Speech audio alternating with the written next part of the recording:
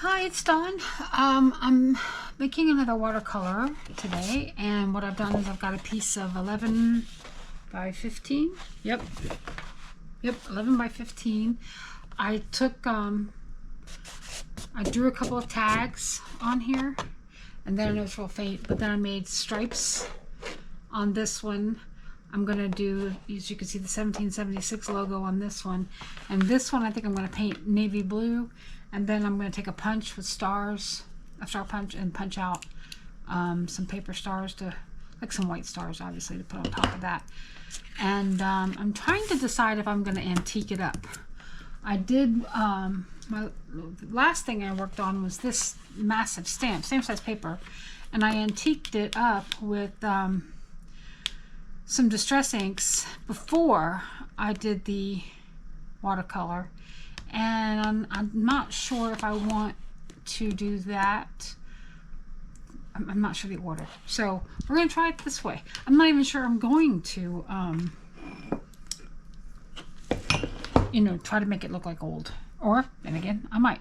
So what I'm going to start with is I've got a little bit of cad red left over in this well from before. I got a little bit of black, neutral tint, whatever, in this guy, and I'm just going to start with a little bit of I'm going to start on the stripes. The 1776, I'm debating whether to make it blue or whether to make it red.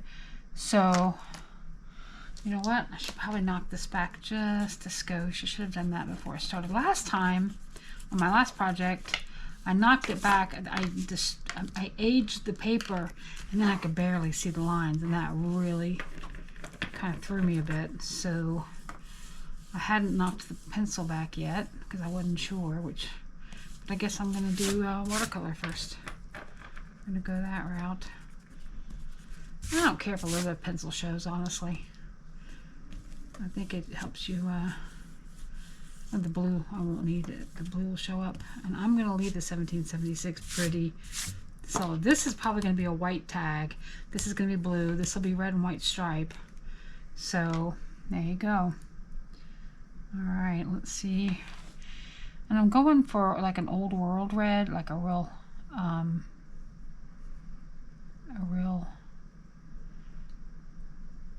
faint, rustic insert adjective here while I try to paint and walk and chew gum at the same time.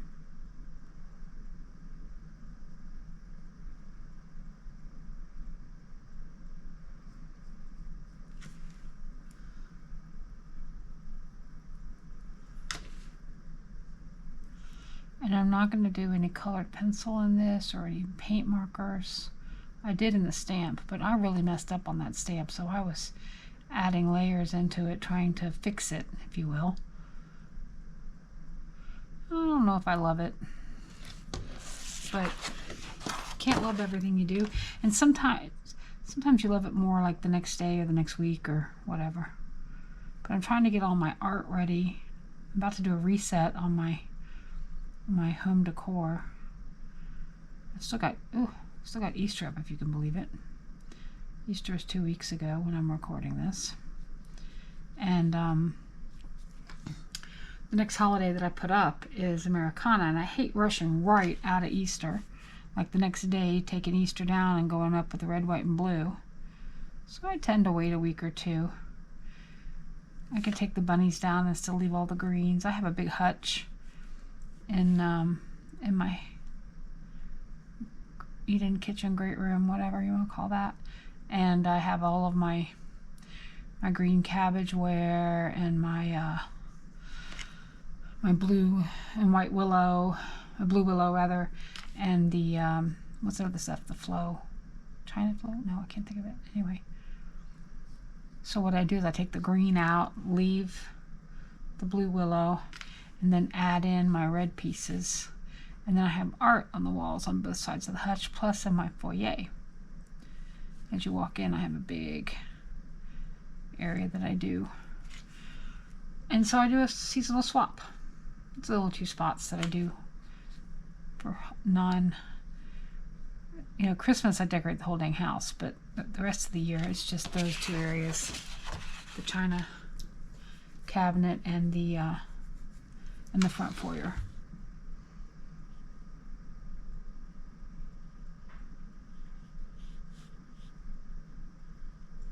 And I like to add, and I've got frames that some art I've bought and art I've made.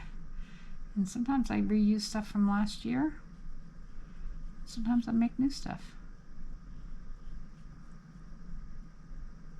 Because this is super thin and it can just go behind whatever's already in there. Like if I got a bunny in there right now, this will go in the front, the bunny will go behind. Kind of makes it easy, right?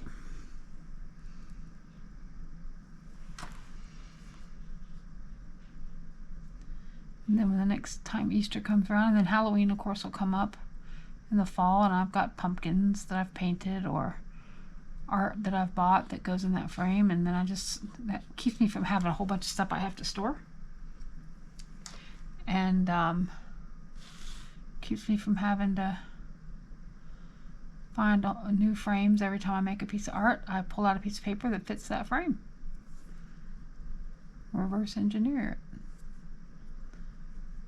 or whatever you want to call it.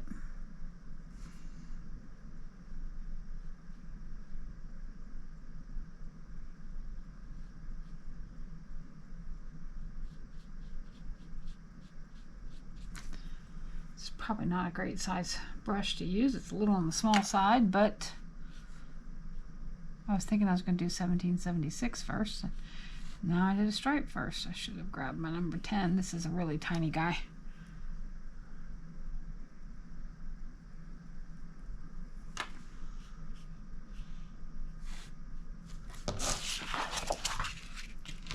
But I don't mind it because it's going to look weathered. I want it to look weathered and washed and kind of older. Oopsie. And not exactly perfect. Yep, hello. This is Dawn we're talking about. I am not a perfect painter. Perfectionism is overrated. Now I strive for it, but it is not something I achieve on the regular.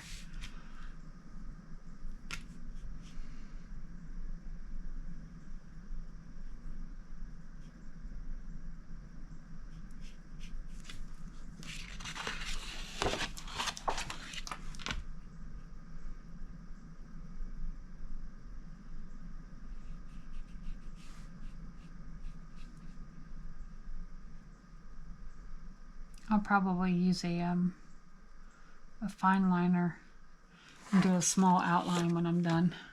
You know, when it's all dry. Obviously not right now. Not while it's wet.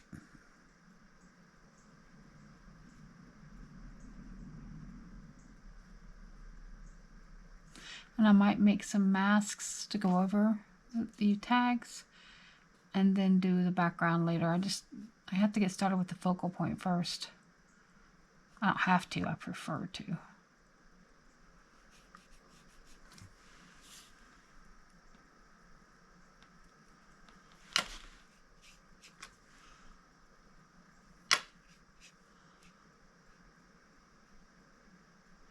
What I'm going to do is paint the blue tag next and then decide if I want the letters, sorry, the numbers. I think I want them to be red, honestly. I think they'll look better red. I think they'll stand out more red on a white tag or off-white tag. I don't know though, blue might still be a good idea. See how I can't make up my mind? Trying to use up this palette. Got a bunch of great colors in it, but I'm done with the project, so now I'm trying to use what's in it. I have my main palette, of course, but I've been using these for projects, and I'm going to switch to these. I've got two or three of these actually, that I'm going to set up with like my permanent favorite colors, so I can keep them pure. I can keep them, you know, in a well that doesn't get, keep them back here, and then if I want to mix them, I mix them in yeah, you know what I'm saying. Because I've got my favorite colors that I use over and over, but they get all mixed up and muddied with other colors, so it's always great. Yeah, using the small brush just kind of left it drying weird, but that's all right. We're sticking with it. We are not deviating from the course here, and I got too much water, so now it's going to bloom. Great. See if I can grab some more pigment and stop that.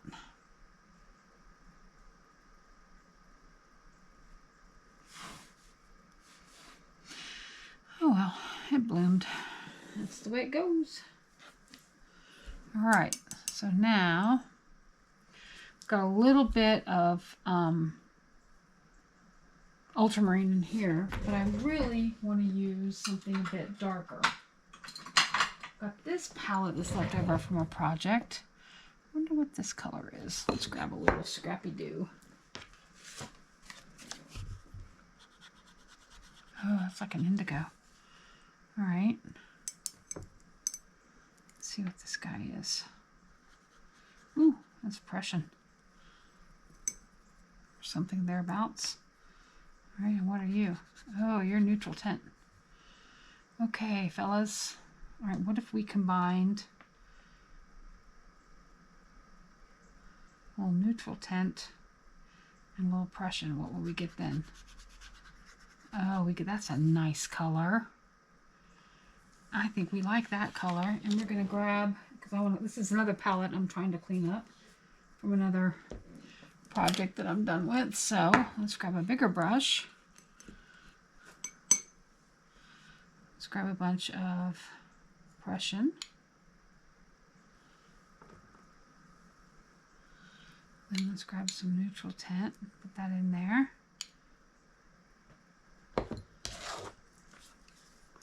Let's test that. I think a bit more Prussian would be good. And we're going to lighten it up just a little with some ultramarine. That might make our neat blue.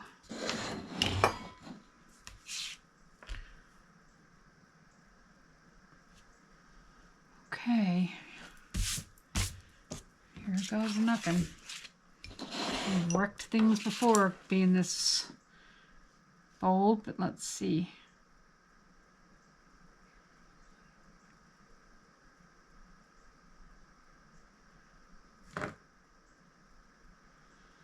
I didn't have a particular blue in mind, just something dark that I happen to love. It's kind of a Williamsburg blue, kind of historical feeling, right?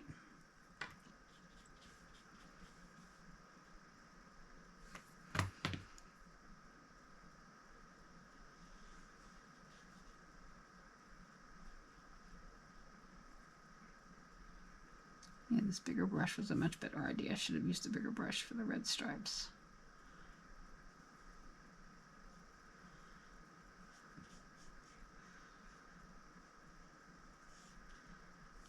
It's just getting around these little spots is not fun with a big brush. You gotta go up on tippy toes like a ballet dancer on a pointe shoes. At least I do.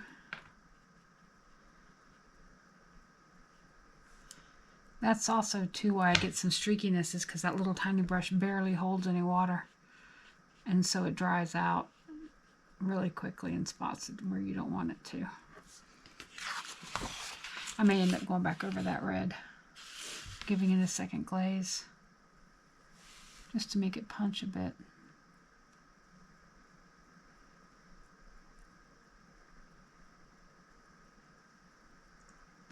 This brush can hold some water, I'll tell you what. This is my Escoda 10. It's a synthetic squirrel. And it is a pricey brush. But I love her.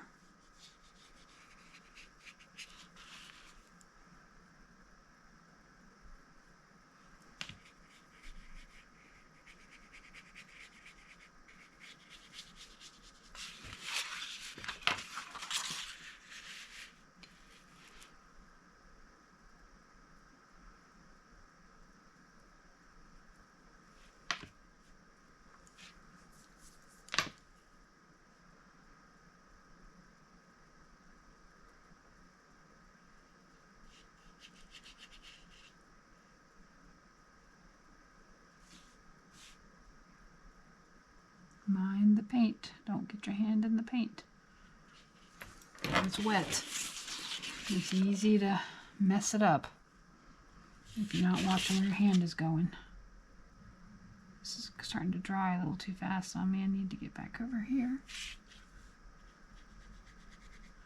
Keep this damp so it doesn't look, doesn't have a hard line. That's the ideal, right? Let's grab a little more of that ultramarine too. Keep this.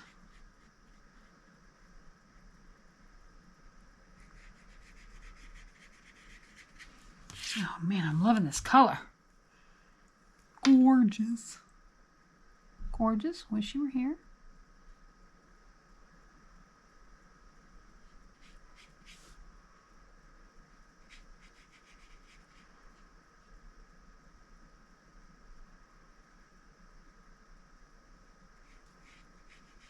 Ooh, that's a beaut. I'm just going to pull this line back up. Trying to keep my glazing to, or my lines to a minimum. My harsh, you can see the line right here. You can see the.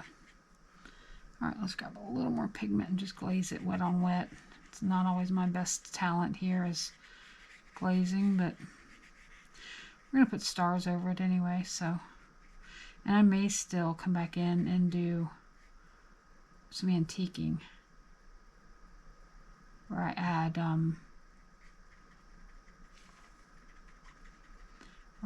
either old paper or walnut stain or both.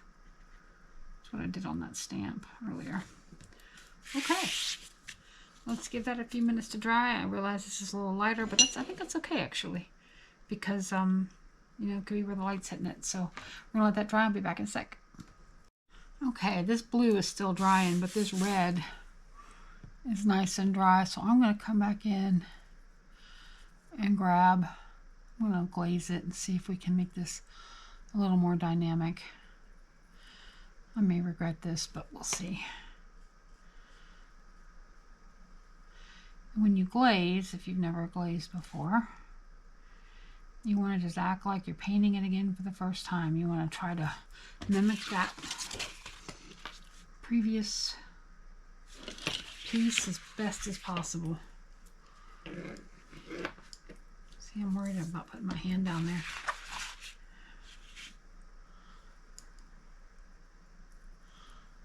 I think I need to get a different red. I think this is a little too pink. This might be Quinn Rose instead of the red I was thinking it was, but it might punch up the color, the chroma a bit too. Yeah, this is a bit pink.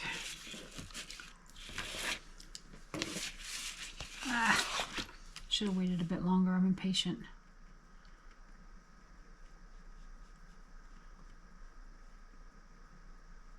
I don't have a good place to put my hand, and I am not liking this pink. I'm not liking this red because it reads more pink than I want it to. So, I know probably on camera it looks red, but it is super pink. All right.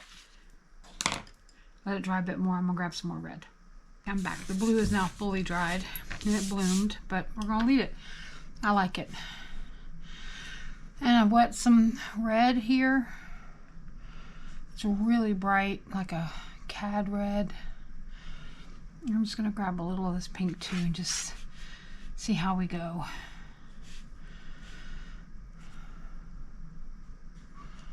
Ooh, it feels really thick. So I'm going to wet my brush a little bit.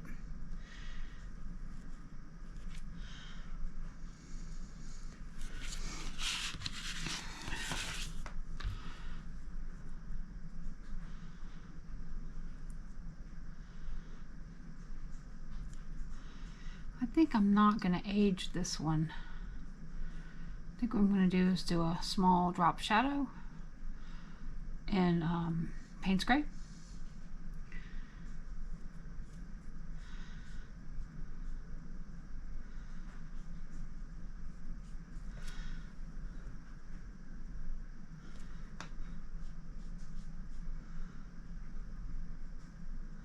And I realize this is very pink, and this is very red. But we're just gonna go for it. I'm just not gonna sweat it, and I'm gonna try to balance it a little bit, but I'm not gonna fuss with it too much because I'm having fun, and this was a fun piece to do. It came together real quick.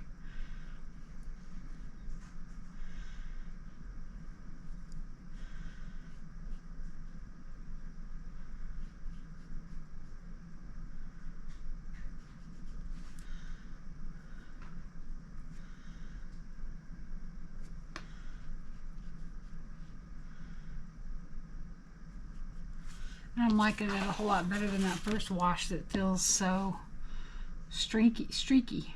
I can speak. Streaky.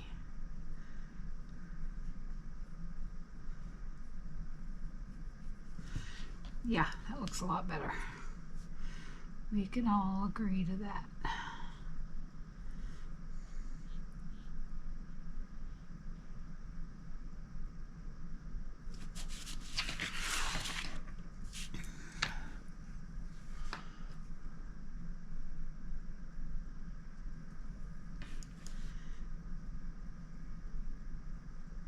We'll probably have to pull out a smaller brush to do the 1776.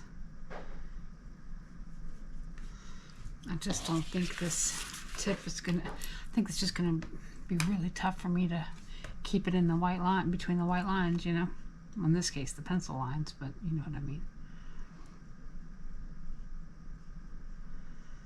Ooh, I missed a spot there.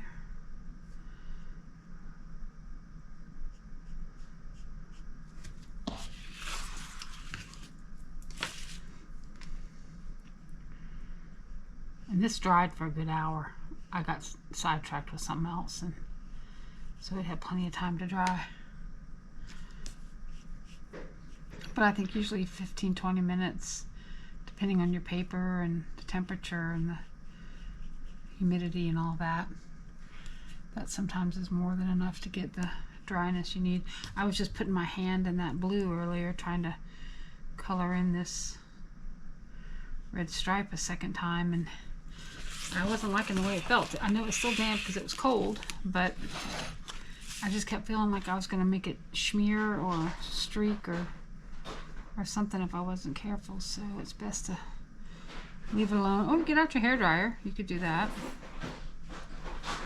I don't like doing that. I prefer letting it. I'm impatient, but at the same time, I prefer just to let it dry on its own. I'm weird like that. I think it just looks different when you let it dry. It probably doesn't. Air dry, I mean. Probably looks no different whatsoever.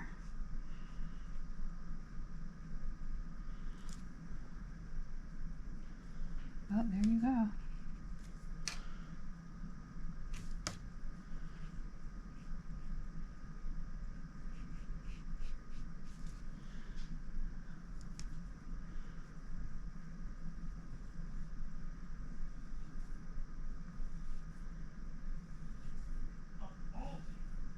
This looks really cute. I love this punch of red. I like that faded red too, but for this particular exercise or this particular project, it just seemed like this punch of red just was more suited. Whoa, Dawn. I'm talking and not watching. Oh, I am watching, but I'm watching ahead instead of being present. Mind the paint.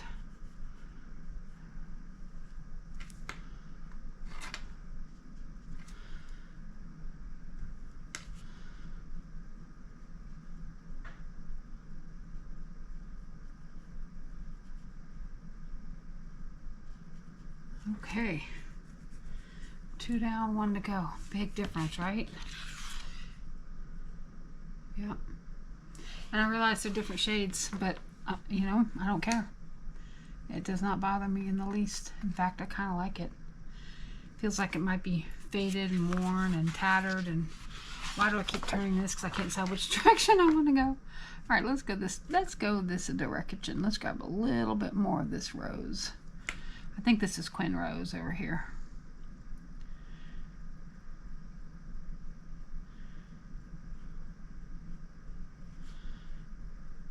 And I do like a bit of that because it really puts a little vibrancy in the red, you know. If I was brave, I'd grab some opera, but I'm not that brave. Another time, another piece, another bat station. Tune in.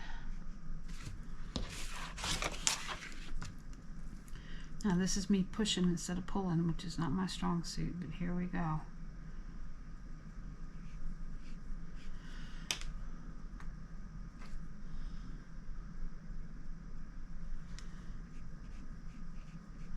Man, I love all the colors.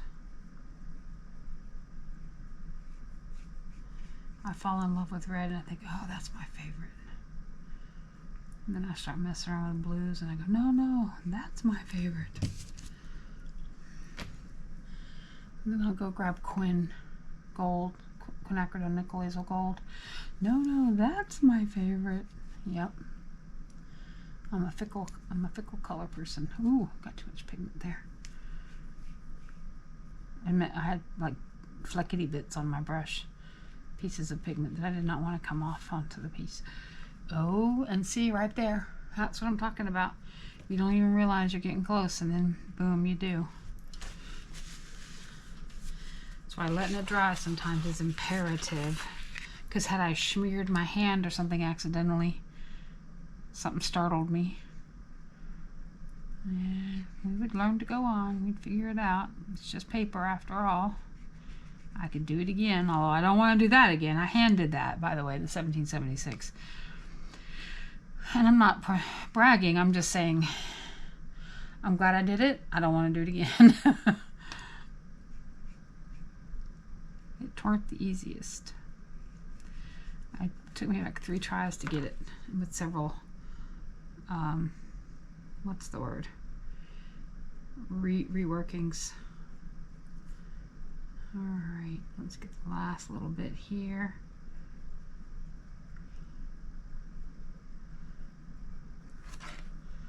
And then we're going to let this guy dry. Feels like there's a bloom right there, like I got too much water. Just adding some more pigment in. Okay. Let's let this dry, and then I do think I'm going to do the 1776 in red. Can I do it without touching the other red is the question. Gosh, makes me nervous. Because I'm a bit klutzy when it comes to stuff like that. Do I? Don't I? I'm just cleaning off my brush over here on my book.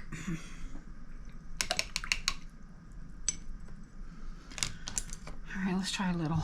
We're here.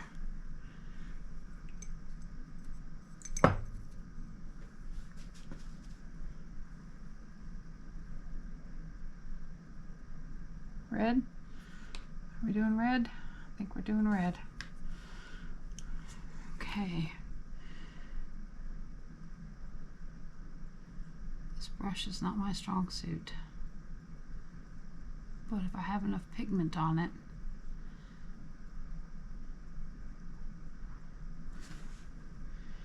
and I'm not trying to cover a big area,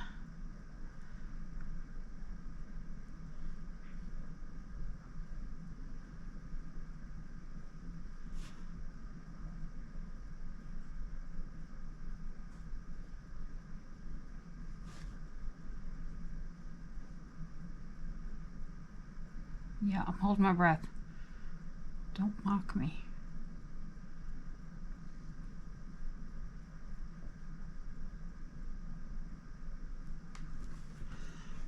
Okay. 1 down, 3 to go.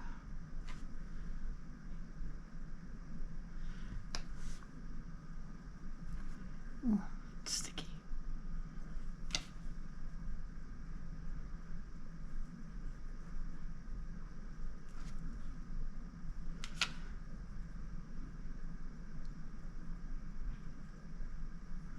The nice part about this font, the 1776 font, is if you look at it, it is very irregular, which works in my favor.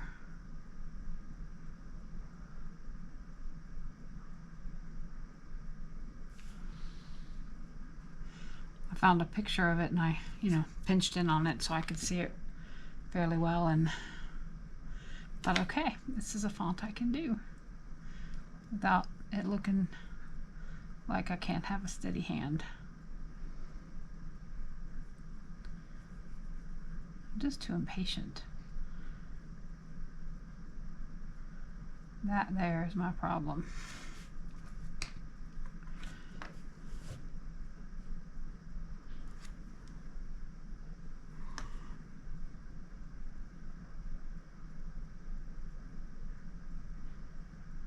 Good thing I don't do pinstripes on cars, right? So that would not suit me at all. At least I don't think.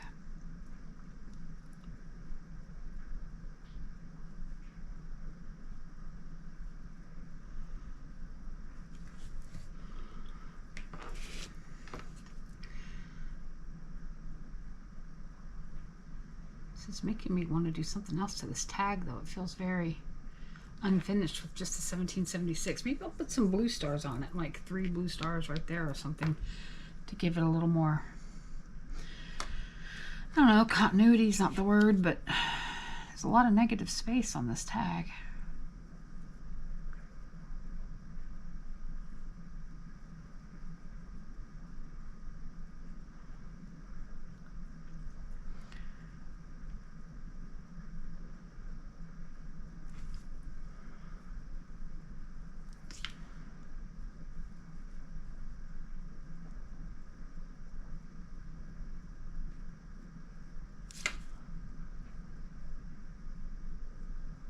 I like the blend of the Quin Rose and this Cad Red over here. It makes a nice color combo.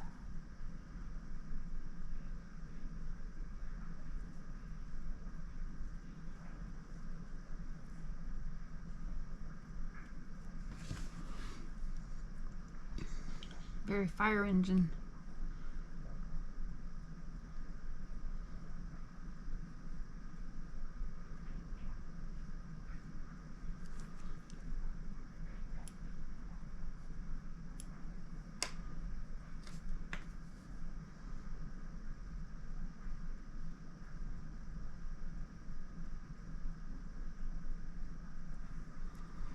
Okay, last one. Let's do the 6.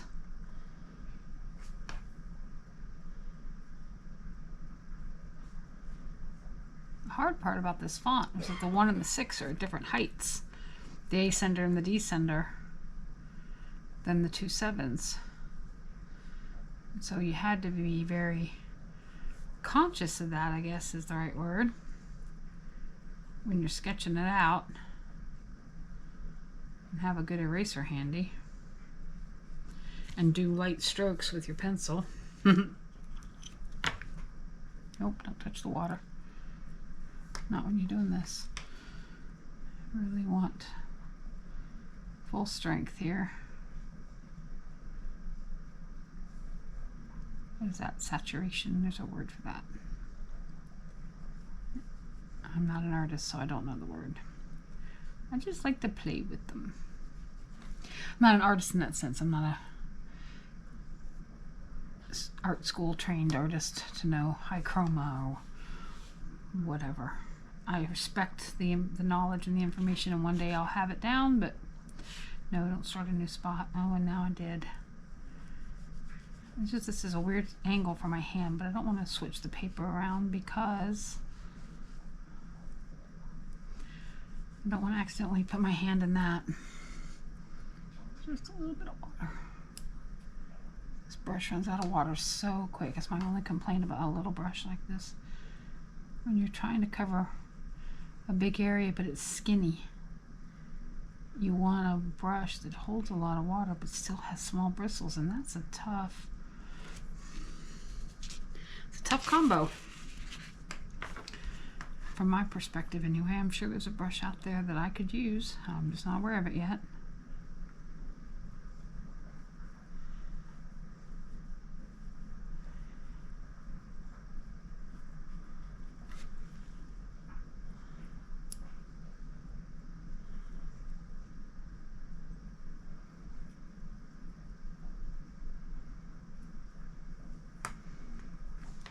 Okay, home stretch here, people. For the 6 anyway. And then we're gonna let this dry and then think about a drop shadow. I think Payne's Gray would be a great drop shadow. But I'm thinking maybe what I want to do is outline the tags in like a fine liner, maybe. I'm not sure. Just so I have a place to drop shadow something to begin with, because right now all I've got is pencil lines, right? But okay, stop tickling it. I think we'll leave this for now and let it dry, and then we'll come back and do whatever's next. We'll figure that out in a second. All right, so everything's dry now, so I'm just gonna, I've got a 02, it's a Micron, it's waterproof pen. That's all you really need to care about, it's a waterproof pen. I like using a really light, really tiny nib. I don't even know if you can see how tiny that little nib is. It's not doing a great job of focusing, but it's super small, so it's just an 02. They're smaller, there's 01 and then there's 0.1. And I kind of like skip along. I don't, in fact, I'll bring you down a little closer. I don't exactly draw a solid line intentionally. Now here it's not going to matter so much because the blue is just kind of taking over everything there, but anywhere, and the same thing with this red, the red's going to kind of take over until it doesn't, and so I just am barely grazing the paper, if that helps you at all.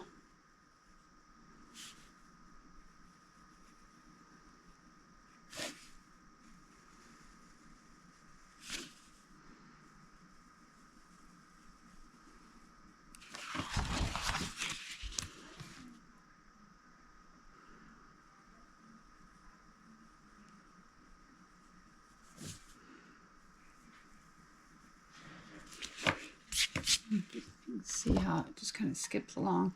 There's a little bit of touching all the way out across, but it's not, oops, I've shot, sorry. But, that's so close to me.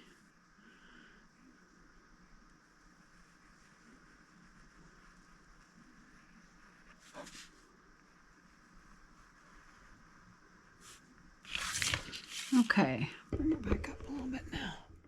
See that little bit makes a difference. All right, now I'm going to push a little harder on the red part, just so that it's a little more visible.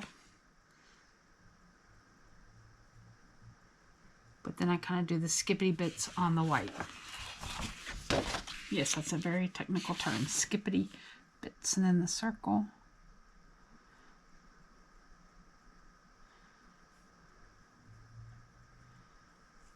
I'm just going to barely touch that. All right, let's go down this way.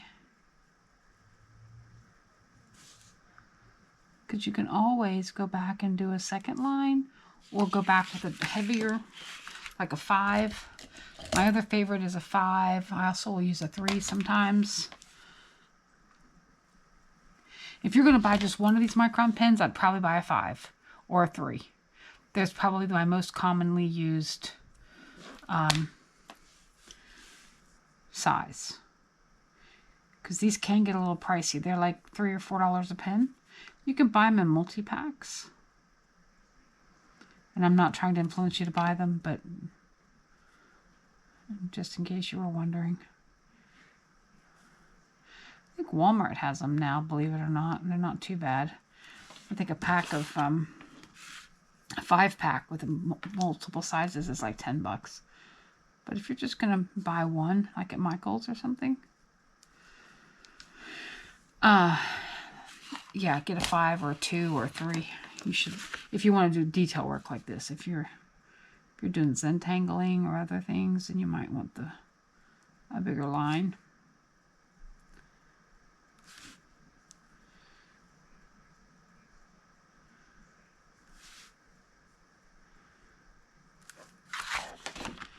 I was thinking earlier that what I might do is I might age the edge of this paper. Not the whole paper, but just the edge of it, just ever so slightly. Oh man, I got a crick in my neck.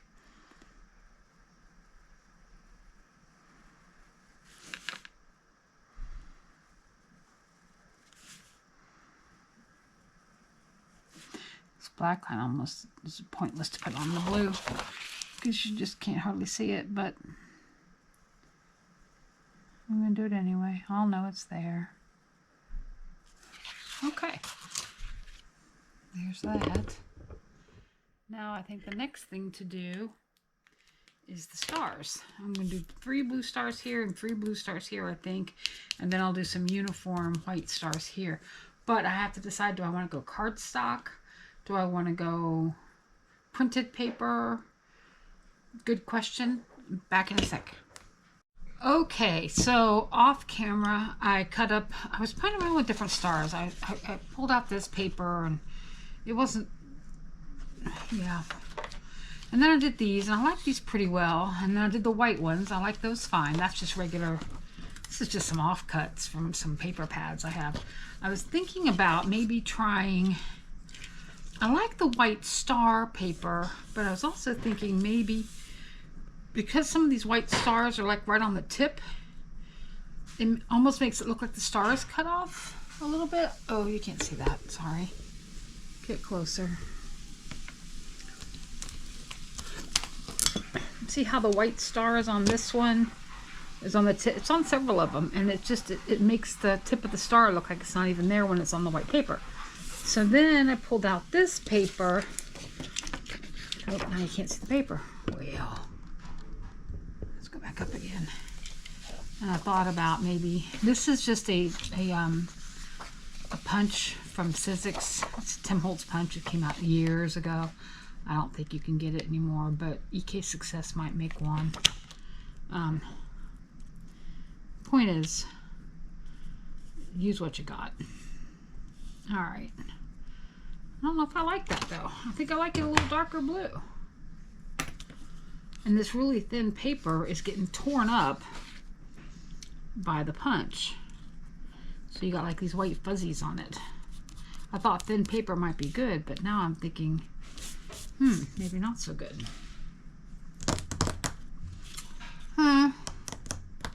You know, I really don't need to sweat it and just go for it. I mean, I've got like a solid blue.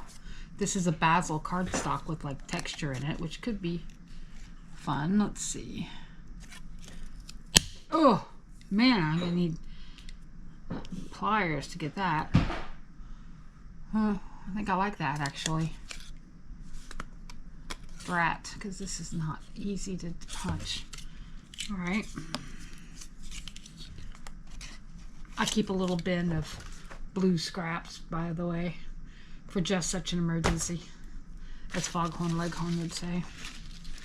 Yeah, that's an obscure reference, I know. Let's see here.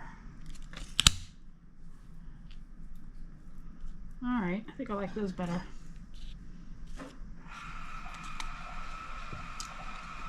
Hard to see where to position this. Paper's dark and the punch is dark, and I don't mind if they're a little cut off. It don't have to be exactly perfect. But, and I've got another punch somewhere that cuts wonky stars, like folk arts, misshapen stars. I could pull those out too, but make them different. But I thought maybe cohesiveness is a better way to go. Let's see.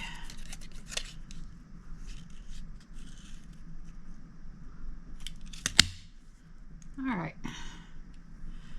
Next, I'm going to recut this one because it got nicked. The corner got cut off. Excuse me. I just had the most delicious meal. Meatloaf and a baked potato and corn, summer corn, and what? Oh, garlic bread. Homemade. Anyway, sorry. All right. Do we like that? We might rabbit. We might. Yep, I think we do. Which means now I need to just glue these on and do the shadow. So I'm gonna glue these off camera. You don't need to see. You know how glue works. Glue is pretty straightforward. I like to use art glitter glue, and then I use this little waxy stick I get off of Amazon, which is great.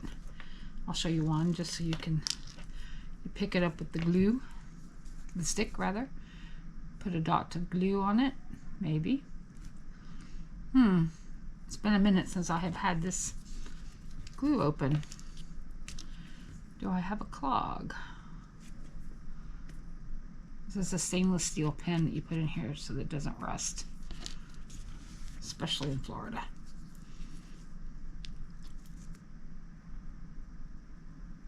Okay, so I will do this off camera and be back in a sec. Okay, I cut out these stars and now I'm just getting some glue going here, and I had to clean out my glue nozzle. Every once in a while, I use art glitter glue, and ooh, that's still watery. Every once in a while, you just gotta go and soak it in some warm water because it just gets all goobery, especially if you haven't used it in a while. And so now it's still a little watery from where I had it sitting in. So I'll just put it in a little warm water bath, just a little hot water, and let it sit for, I don't know, 15-20 minutes, and then come back and then clean it all out. And it's going to be a little watery when you first, and then I'll refill it because I get a bigger bottle of it,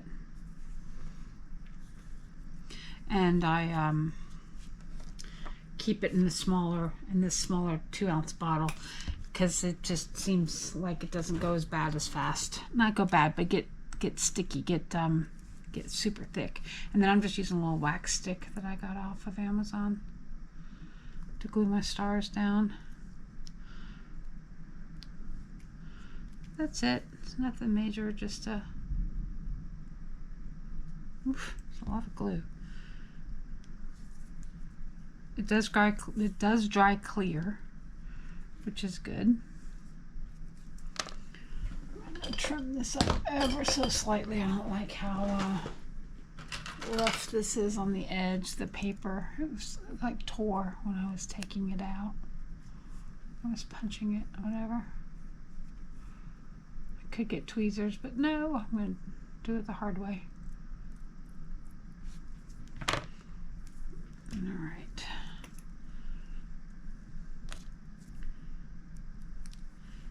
I don't have a problem picking it up. My problem is when I go to put it back down once the glue is on it, to try not to overdo the glue,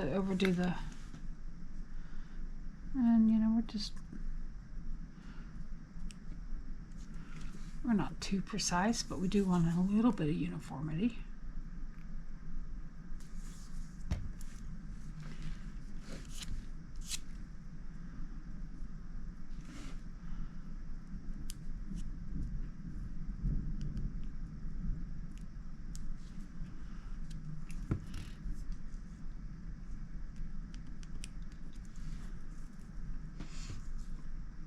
Few bits and now could I put it on all the little points of the star? Yes. Am I going to? No, probably not, because this is just a little fun piece. This isn't meant to be a archival piece that's, you know, gonna withstand the, let's see, do I have that right? Nope. I think it's supposed to go this way. Nope, I had it right the first time. Okay. It's just meant to be a little fun piece to decorate with. I may use it again next year, and then again, why not? Well, heck. That's not the right piece to go there. I may have gotten those reversed. Okay, the key here is to get it up super fast because this stuff dries. Lickety split, and then you're stuck with something. Okay, let's try this again. Yeah, that piece is supposed to go there. Well,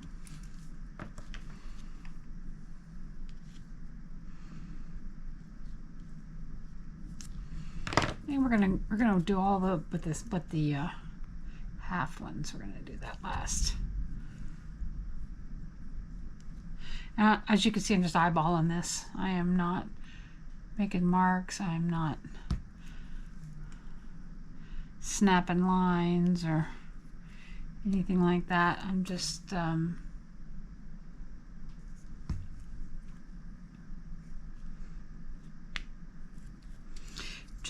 having a little fun. And I'm okay if it comes out a little wonky, because wonky is my middle name. The only thing left to do after this is just do a little drop shadow, and then maybe antique up the edges a bit.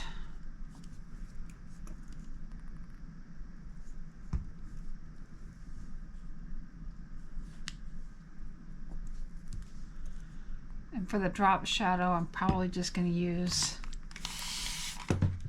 a little bit of what's left in this little guy here. Oops, sorry. Which is a little bit of Payne's Gray and neutral tint, and I don't know what else is in there.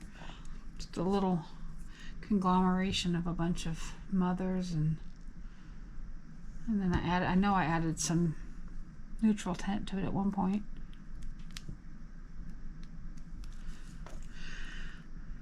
And I think I'll do a drop shadow to the bottom right. No, maybe not. Maybe I'll do bottom left. Let's see. No, I think I went to the right.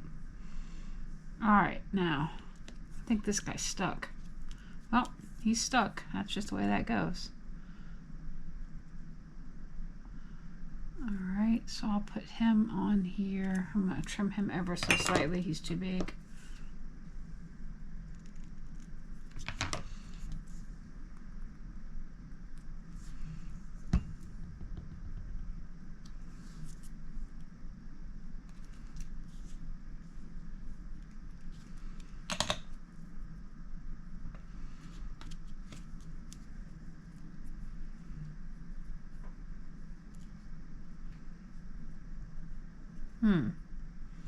May have mussed this up.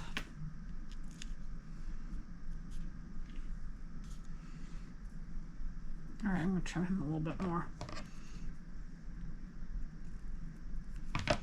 And hope this looks okay.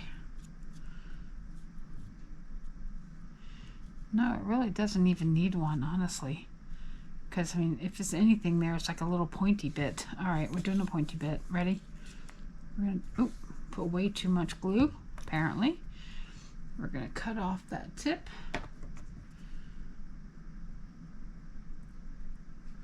We're going to use our little wax pokey thing. Maybe. All right, come on, wax pokey thing. Do your thing.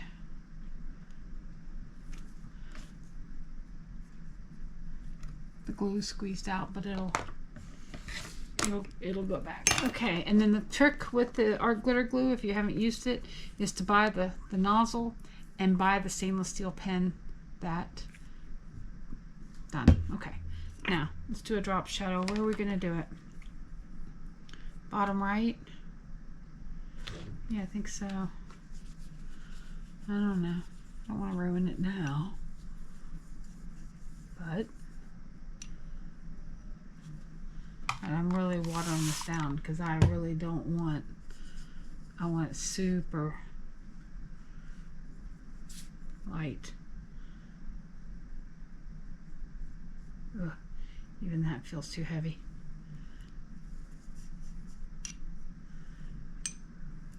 So all I did is I just added a bunch more water.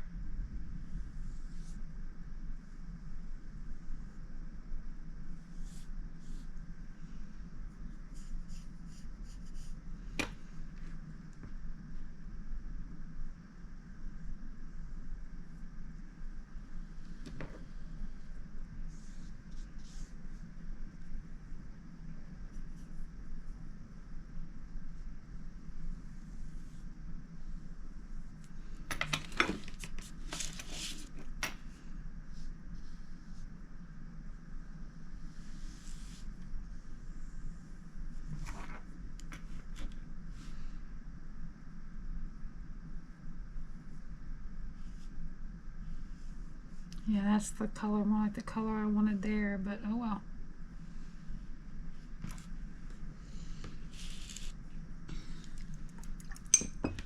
Let's see if I can feather this out just a little.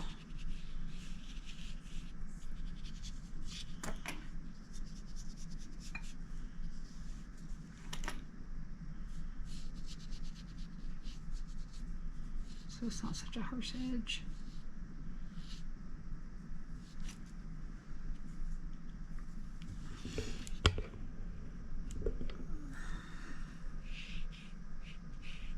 All right, we'll let that dry, and then we're going to come back and do, no, we're not either. I'm just going to grab a little bit of my antique linen, Tim Holtz. Also got some walnut stain sitting here, but I'm going to start with the antique linen. Now this brush has a lot of walnut stain on it, so I'm going to be real careful as I get started because it's got some leftover walnut on it. What we're going to do is just, oh, I'm off camera. What we're doing here is we're just going along the edge ever so slightly, just to kind of give it a, oh gee, it's been handled and it's been aged.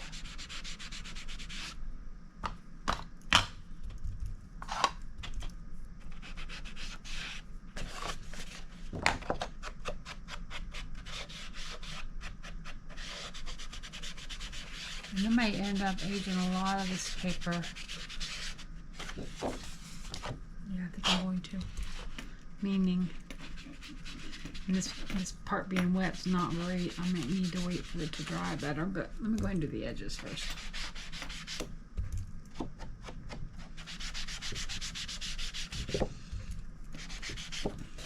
And you don't have to, this is optional. I like old vintagey looking stuff. I like stuff that looks like it's been around the block more than once. So if this isn't your thing, skip this part. I don't know if you can see that on the camera, if it's picking it up or not.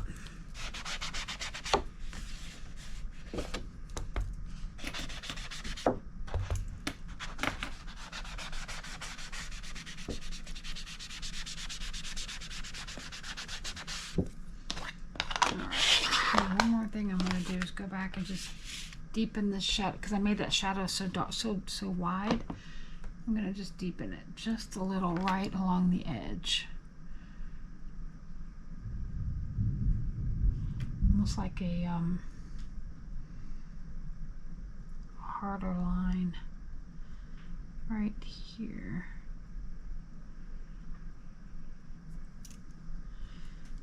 Yeah.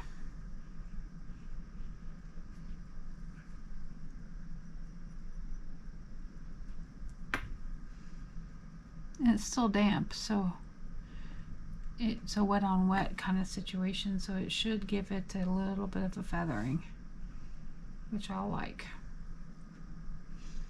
I hope.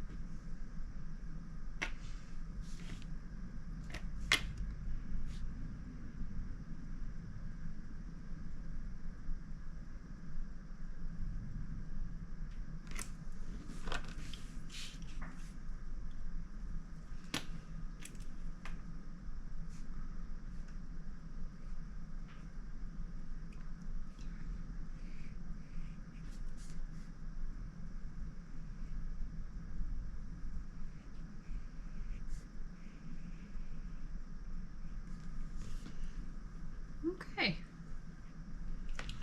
let's back that all the way out, maybe. And I think that's gonna do it.